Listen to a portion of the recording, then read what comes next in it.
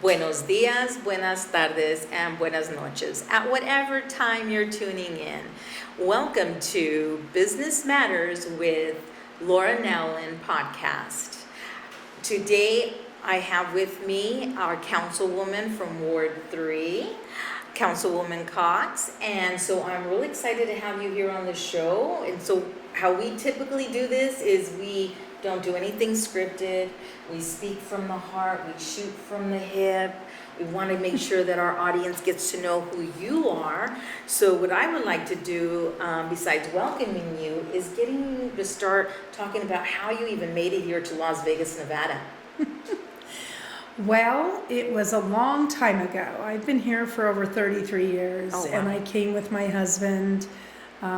He was in the Air Force, and so it was it was interesting because, I came out of the rain from Washington State, but I had grown up in Utah where, there's 4 seasons.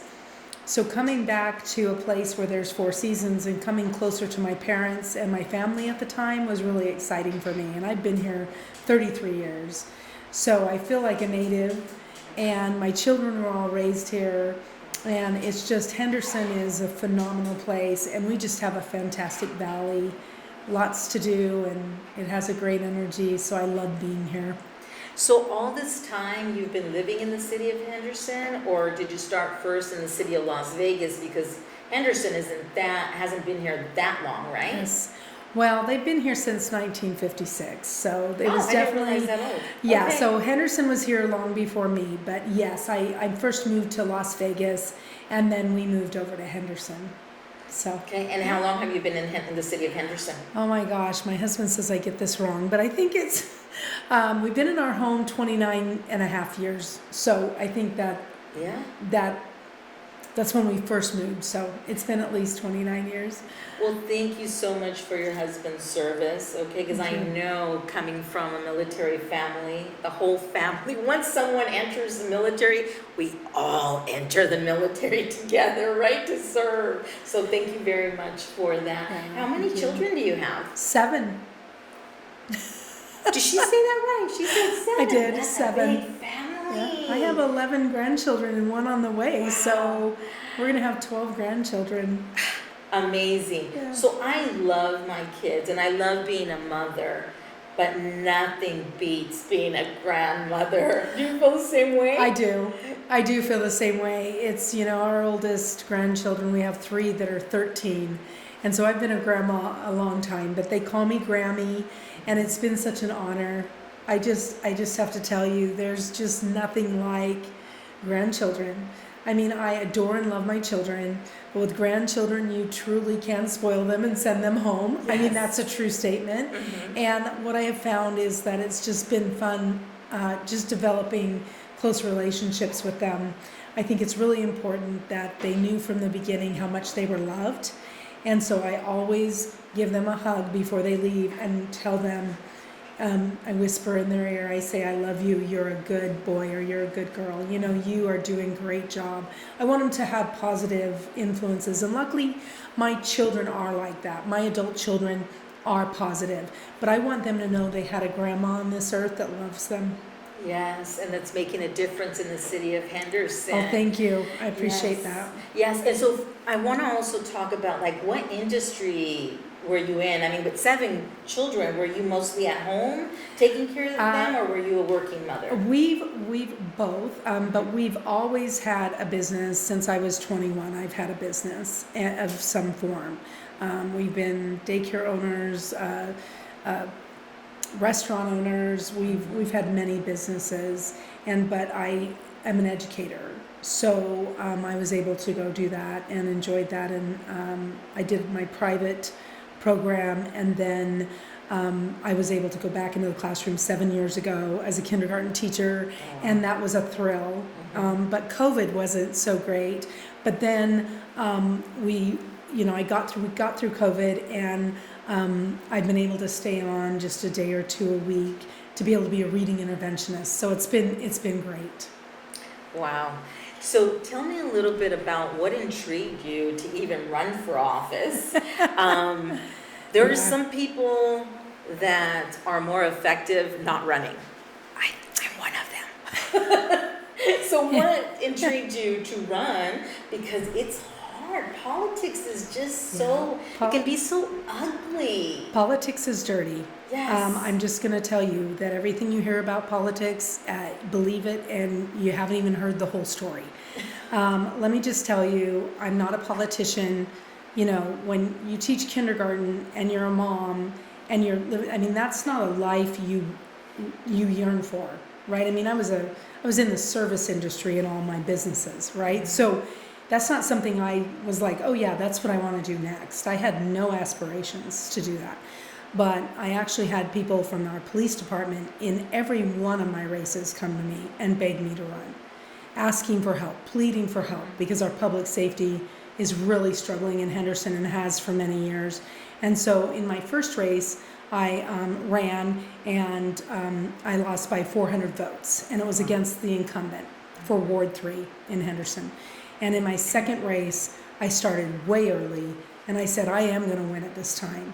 And that was a hard race. I had an opponent. It was hard. I had several actually, but my goal was to make sure that residents have a voice. Businesses are very important to me, and of course education, because you know and I've done a lot to help the education scene in Henderson, but I also have done a lot for public safety, and we have to keep moving forward. There's more to be done, and our residents' safety, our residents' quality of life counts on it. You know, we have to get this right. And so I think it was a desire as I watched my father serve. My father was in the Navy, and then he was just a community leader throughout my life, and he definitely was a good leader in our home. And he just exemplified what servant leadership is about. And so it was naturally just put in me. And I had leadership positions in anything and everything I did. So from high school on up. And it wasn't because I was perfect at it.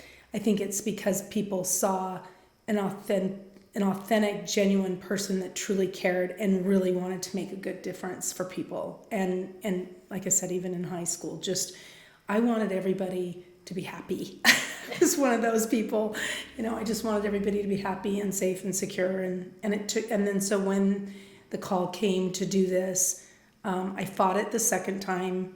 I said, I don't want to run again. And I relinquished and I said, okay, and I won. So I'm doing it again. Yes. And there's all sorts of dirty politics going out there and lots of lies and lots of things going on. But the reality is this: I've been in this valley long enough that people know me and they know my heart. And that's what I'm counting on, is that they're smart. They don't want politics, and they don't want the dirty stuff going on the municipal level. And I've kind of exposed some of that. And so that has made me a target.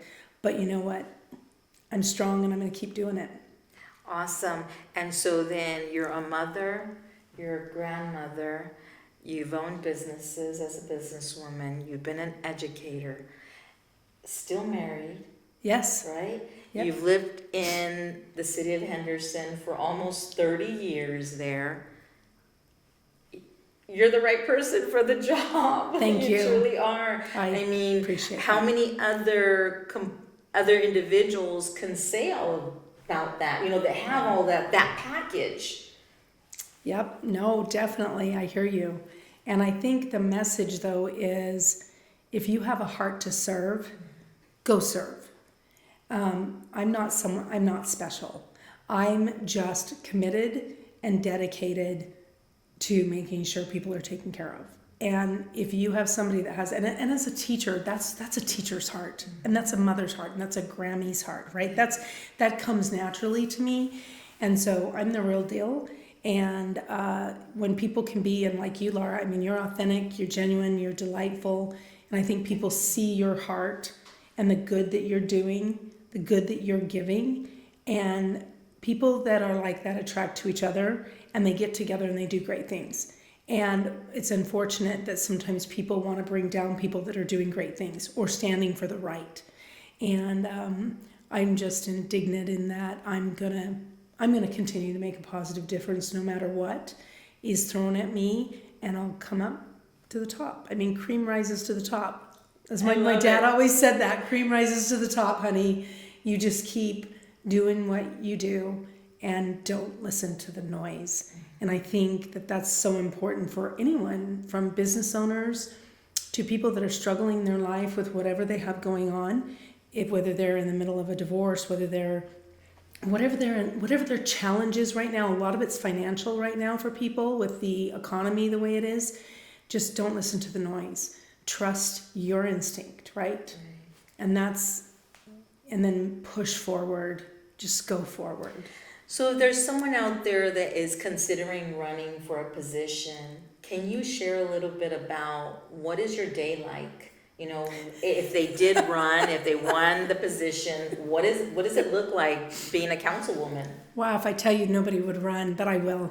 I'll tell you. You know, my day begins around 5:45, 6 a.m., and I'm out the door by around, sometimes earlier, but 7. And it is meeting with people, which I absolutely love, sitting down with constituents, hearing their needs, hearing what help I can give them, and then taking action. It is me being on the phone. Good thing I have hands-free in my vehicle. It is me on the phone hours a day, me in meetings, me at events, and that's what elected officials that are really passionate and really care about people are doing. You know, showing up and I love the events. I love being around people, networking, seeing what I can do to help, how we can help each other. But sometimes it's, and then when I get home at 10 or 11 o'clock at night, it's just like, oh my gosh, did I forget to eat dinner? Yeah, probably. Maybe that's a good thing. But, and then it's go to bed, literally barely seeing my husband and saying, okay, honey, good night. I mean, half the time, I don't forget to kiss him at night. I mean, it's like, we got to get that straight, but, and then go to bed and do it all over again. And it's because I'm committed, right? But as an elected official, you get to choose. So the only requirements I have from the city is to make sure I'm there for all the briefings and on Tuesday and show up to council meeting. I choose to do more, and I'm going to do more because I feel that was my promise. Right. And people took a chance and elected me, and I'm going to fulfill my promise. But it really is being out and about in the community. And if you love doing that and you love being around people and you are a problem solver, because I am, trying to find creative ways to help people, especially in this time where there are so many people hurting, homeless. I mean, we have hungry children and homeless people that are getting nothing right now because of the government shutdown. And so to try to resolve that has been huge. And then you're on different boards and commissions regionally, and so you have those commitments. But I say, if you want to run, you have a passion for it, and even if you don't, if you have something to bring to the table, do it. Because you never know till you do it. Right. And so out there talking to the audience, how can we help you? What is it that you need from us? How can we support you so that way you could keep going and get the re-election that is so well deserved? Well, I think thank you, Laura, I appreciate that. I think a couple of things that, just make sure you reach out to me directly. The city passed a interesting governance policy a year in when I was there, and it requires all of the constituents to go through a city, to go through the city first, to go through our secretaries, or to go through our, I'm trying to think of the word here. She's our chief of staff, sorry. And I love her, by the way, and it's not their fault. Our staff at Henderson is phenomenal. They keep me sane, actually, because they're so great. But that is not accessibility to your elected official. And I had a really big problem with that, and I fought back and pushed back on that. And just know know your representative's phone number. I give my cell number. My cell number's been out there since day one, 10 years ago, my private cell number. Make sure you have it and call them directly. Call me directly. I'm there for you. And I get back to people usually within 24 hours. And if I don't, then please call me again, because really that's the best way to get a hold of me. So that's how people can help me. Help me help you. Right. And then don't believe negative press about people. Press is salacious a lot of times, and I'm not knocking press, because there's some great reporters out there that are really integral. But just really make sure you don't, again, let the noise affect what you think about people. You've got to find your own facts, and because there's a lot of political motivation. If somebody is doing good things for some reason, people don't celebrate that, So just support that person. Get to know, I can talk about me, just get to know me, and you'll know whether what's being printed is true or not, right? Because people that have known me, that I've, fed the hundreds of families that I've taught their children, they know me. So, and my church group, and I've been out in the community for a very long time. And so, I'll tell the truth about what I've done or what I haven't done. And so I'm just saying, just don't let the noise and the rhetoric affect you and being, like, oh, I don't like her. And I don't get that, actually. I get a lot of people supporting me, but I'm just saying, don't let that get in the way of making sure your representative's taking care of you, because this is just all a distraction over here, is what I'm trying to say. It's about you. I work for you. And I need to do my job. And so I'm not going to focus on any negative. I'm just going to move forward, and I'm going to do the best job I can for you. And make your representatives work for you. Hold them accountable. That's what you can do. Hold your public servants accountable. Perfect. In closing, how can someone get a hold of you, and what would you like to close with? They can call me 702-306-3302. Please feel free to reach out to me. And to close is just, this has been so delightful, Laura, and I just appreciate the opportunity, and I really appreciate the opportunity to serve. That is just in my heart. It's my passion, and thank you for allowing me to do that. And I hope that when it comes to election time, that they'll check the box for Carrie Cox and keep me in a position to be able to be your voice and to do it right, because it is all about you. It is all about making our quality of life the best and preserving what we have. So thank you. No, and thank you for being on our show. Thank you to our sponsor, CS Now Staffing, and make sure that you click below and follow us. Until the next time, God bless.